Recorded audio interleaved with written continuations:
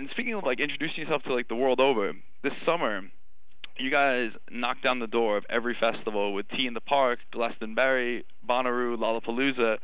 What was it like going to all these places, playing to people that has never ever heard of your songs before, or maybe a couple of them have, but being in different countries and playing all of this stuff?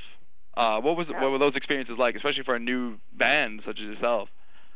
Yeah, totally crazy. I think, that very strange sort of like who let us in here kind of feeling was definitely pretty pervasive for most of the summer. I mean, not necessarily from the crowds, but just in terms of like, well, is this the cart before the horse? We don't have a record out. No one knows who we are yet.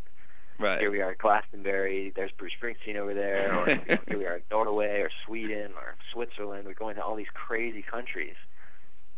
Was amazing. Was great. And I was actually kind of shocked at how well we were received, considering that, maybe people had heard one song. Right. But for the most part, it was like introducing this band you've never heard of from Oregon. Yeah. So if you like them, So I thought it was cool. It was for us, from our perspective, it really made us work really hard to try to grab people's attention at a music festival where there's a million things going on, and we're the hockey band in some tent, and people just kind of passing through, and it's I don't know, it's an interesting challenge for us. I think we grew quite a lot over the summer, just in terms of our live show and being able to take an audience and try to give them something. Yeah, I mean, just as an audience member myself, because I saw you guys at Lollapalooza. Oh. I trek out every year for the festival to cover it for the blog, and I was with a couple friends of mine who had never heard of you guys. I'm saying, we got to check them out, because I had been in talks with Darren trying to set some stuff up with you guys, and just the way the scheduling has been working out. You guys have been all over the place, and I'm so proud of you for being all over the place. It's awesome that you were able to make a name for yourself overseas, and finally had a chance to see you in Chicago.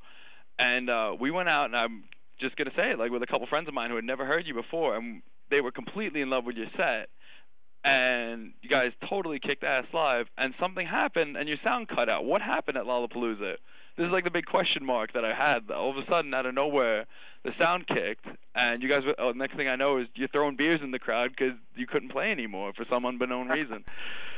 Yeah, I don't know if we ever figured out what it was that happened. So I'm so pissed. Yeah, it was such a bummer. I mean, that crowd was huge. We were like shocked, totally shocked. People were like dancing and cheering and into it. I mean, it's 11:30 in the morning. Yeah. On the first day of the festival. Yeah, that was the thing too. That was the other groundbreaking thing of your set, was the fact that you were the very first band on the very first day playing to such a very large crowd. And going out to the festival, the opening bands that playing that early in the morning never draw a crowd like that. So, you got a lot to be proud of, and then all of a sudden the sound cut out. Oh, shit, what's going on? It was just one of those days. I don't know. I mean, we had this like kind of rushed sound check right before they opened the gates. And, right. The guy working the monitors on stage was just like really slow with everything, which is totally frustrating to us, because we needed the time to go through a couple songs and get the sound right. And, we're asking for reverb or kick drum in the monitor or whatever it is, and he's just taking forever. Anyway, he sets all the settings close to how we'd like them to be, and then turns off the mixing board by accident. Oh, no. Apparently. So he hasn't saved anything. So he's pulling up all of our mixes live while we're out in front of all those people. Mm-hmm. And the sound is insane. I mean, just like a joke. Like, you're up there playing acoustically. You're up there not making any sound, but there's 3,000 people staring at you. It's just, that's one of the things that happens sometimes, basically. I mean, I guess that's how it's gonna go down once in a while. But no one in the crowd, just being there, no one in the crowd was blaming you guys at all. It was just kind of like, bummer, what's gonna happen now. But you guys still, the funny thing was too, you guys are still so much fun on stage, even when you're not making noise. Getting just everyone who was clapping. As I said, you guys were throwing some beer in the crowd. Your drummer was just breaking out into like an impromptu drum solo. So you still managed to have fun, and people were still sticking around for most part, as long as they as long as they could, see if maybe you can get back up on track. Yeah, I think we got back and did like another 3/4 of a song, and the power went again. I mean, I don't know. We never got any kind of official explanation for that. Right. Like, hey, we're sorry. This is a huge festival. You guys pulled a huge crowd, and then our sound just crapped out. Or, I mean, it was raining. I don't know what it was, but it was. I don't know. One of those cosmic turns of events. Yeah, but you got people noticing, though, which is the most important part, which is great. Yeah, there's a little story to it. I mean, I don't know. Any way you can make waves.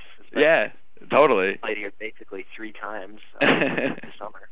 And I was like, yeah, okay, if that's the story of the show, then at least it's a story. Right. Rather than, oh, they played and it was kind of boring or something. So we were into it, and I actually had a really good time. I wish we could have played our whole set. But right. It was just, it was cool to be there. It was another one of those experiences where it was like, wow, here we are playing Lollapalooza with all these amazing bands that everyone's heard of, and we're the band that's no one's heard of, you know?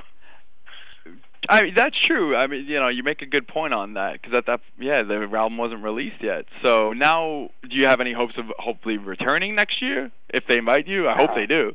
Yeah, I hope they do as well. I think we have a really good time of retaking Lollapalooza next year. I mean, I guess that's a ways off, but right, yeah. I did hear we're going to do Coachella, which we didn't do last year. No way. Okay. So yeah, that's pretty exciting. That could be really fun. Yeah, and Drips and Drabs, I'm starting to hear some of the bands that are, as far as the undercard goes, getting put out, and it's looking pretty good.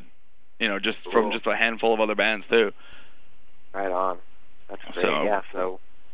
That should be a blast. And yeah, hopefully we're going to do Bonnaroo again. I had a really, really good time at Bonnaroo. That was just so much fun. Such a cool festival. So cool. Yeah.